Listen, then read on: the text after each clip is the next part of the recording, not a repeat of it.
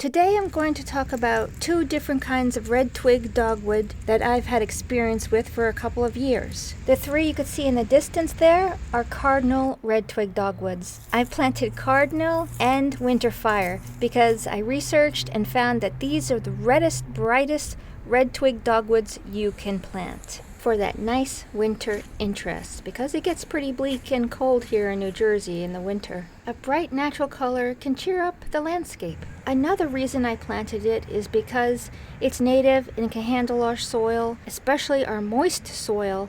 This spot is very wet, so I wanted something that can deal with that, especially in winter when many plants' roots will rot and die off. This is how it looks with flowers. I've never seen so many flowers on these three before. Ever since I put the deer fence up, the deer would just chew them all up and I'd never see the flowers. The weird thing is I never saw any berries.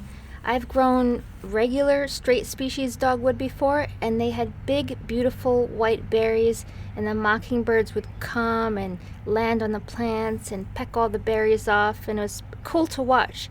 I like the white berries, how they looked at night too, or evening, dusk. But I never saw berries on these. I'm not sure why. Another difference between this Cardinal Redtwig Dogwood and the straight species I've grown before is how thin they are. They're not full of leaves, and the leaves never quite get deep green. I was really hoping for it to fill up the area with a nice green, lush look to create like a natural wall next to the arbor.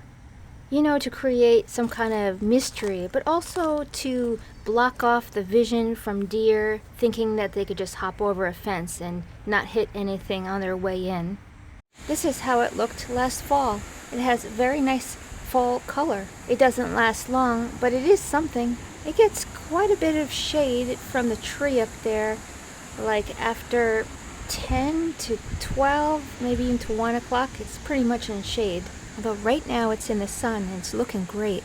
That little camera is to keep an eye on deer. I put that deer fence up and I just want to make sure that they're not getting ready to try to jump over it. They could if they wanted, so I just want to keep an eye on that and make adjustments if that ever happens. Hopefully it won't.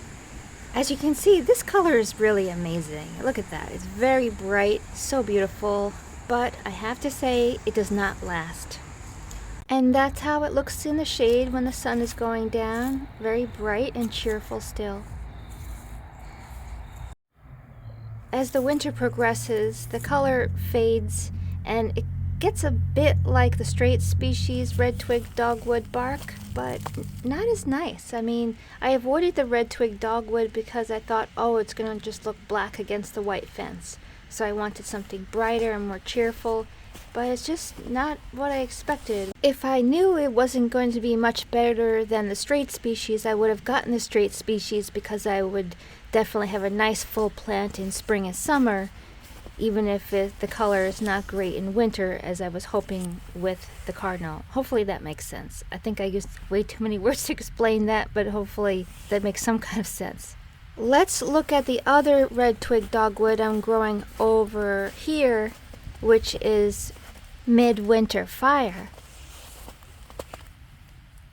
It's a bit brighter and it has a different sort of coloration where it's lighter and then there's a gradient to a redder color on the tips of the plant branches.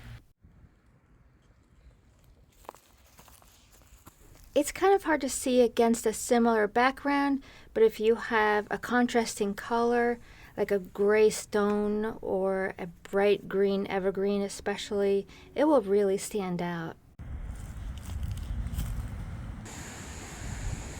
While the Cardinal version has this orangey red color leaves in fall, this one has a bright yellow, very pretty golden color in fall.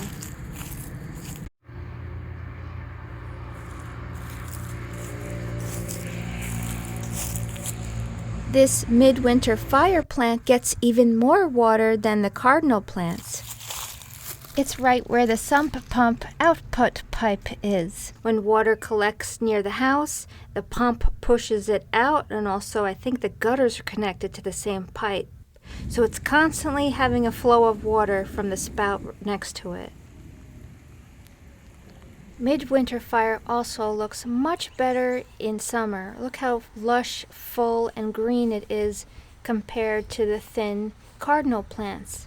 So you might be thinking, I want the brighter color. I want a lusher green in summer. Why don't I just get Midwinter Fire?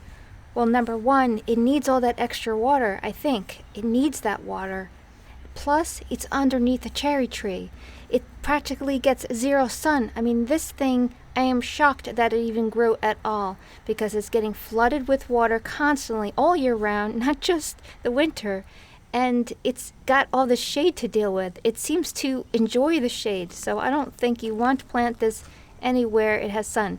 This is my experience in New Jersey, of course. Everyone's experience is different, and this is my unique situation, so keep that in mind.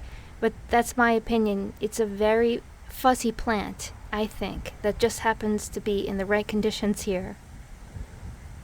You could see, even at the local garden center, these cardinals don't look the way I expected them to look compared to the other Redtwig Dogwoods right near them. Look how lush and green they are. And then look at this cardinal plant. And maybe you want this kind of plant, that's okay. But I was looking for something more lush and green. So that's my personal experience with these two particular plants. After over 2 years now, I've decided to make a change. This is Rose of Sharon Minerva. Minerva, Helen, and Aphrodite are supposed to be less fertile than others. So that means you shouldn't see as many seedlings, if any. And if you live in a warmer state, this plant, some Rose of Sharons, if not all, might be banned in your state because they can be invasive, but I've never seen that any Rose of Sharon growing in a natural area or disturbed lands. Only in people's yards occasionally, so I don't see it as invasive in New Jersey, but it's something to keep in mind for your state and for the future. I replaced 2 Cardinal Redtwig Dogwoods with 2 Rose of Sharons, and we'll see if they survive the winter or if they suffer from root rot because of the water. I'm keeping the Redtwig Dogwood in the middle because it's pretty big, it's a nice size, and I'd just rather have something there than 3 of these and not know if they're going to survive or not. And I'm keeping the Midwinter Fire. It's a nice plant and it seems super happy there, so it's going to stay there. So that was my personal experience with Redtwig Dogwood, Cardinal, and Midwinter Fire. I hope it was helpful. If it was, please leave a like.